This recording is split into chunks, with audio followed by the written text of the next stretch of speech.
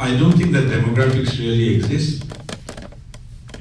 I really don't think that common people are non-intellectual, all the things that you said. Sometimes, the indigenous knowledge that exists in whom we are calling common people goes way deep.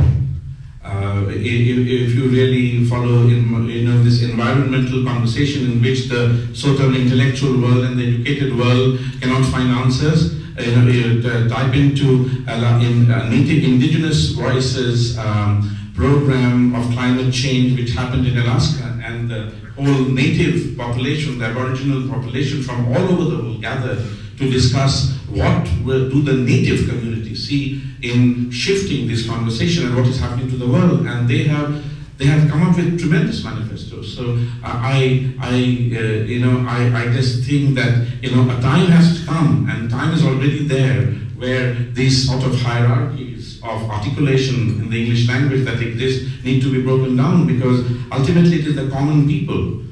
Even though the media, if you really see, the media is owned by the whole world's media is owned by less than 10 conglomerates, but and they enable a lot of things in the world that should not be enabled, but actually they can never enable the mass, the common people, and especially with Twitter and Facebook and things that I'm sure is being created even while we're talking here today.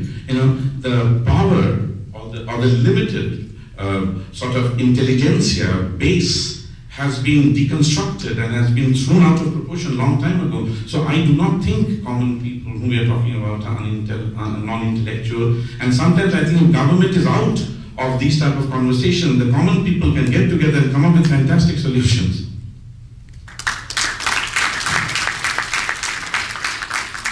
With all due respect to people who belong to government. Thanks, Dr. I want to thank all of the people who submitted questions this evening. I apologize that we didn't have a chance to get through all of the fascinating questions that were asked. I have a handful of them in my hand here that I hope that you come up. Our panelists will be around for a short while, a few minutes, and I hope you have a chance to talk to them personally and ask questions that we didn't get to ask with the larger group. We want to thank all of our esteemed panelists this evening, and I'm actually going to turn the mic back over to Shalini to conclude.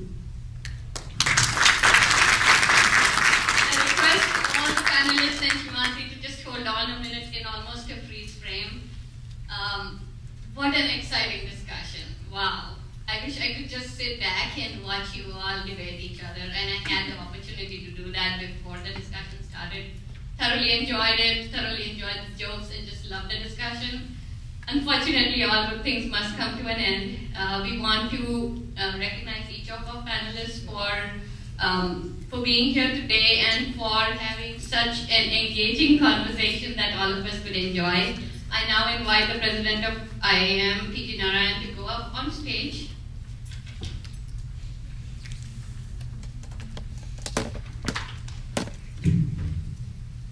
No question, please.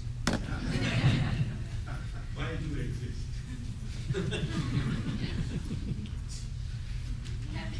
These really good plugs for each of our panelists, and we'll start in the same order that Shivanti set the stage, so setting no particular priority, but starting with Jan all the way down.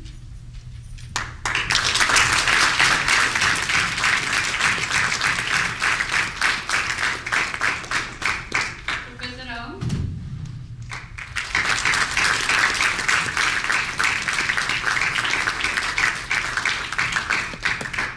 Sam.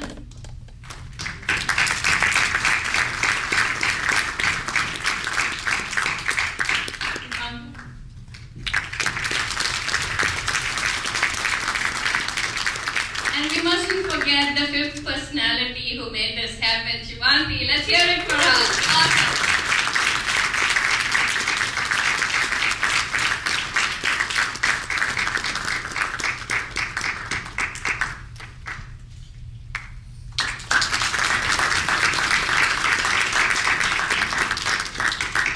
Really love the sound of applause.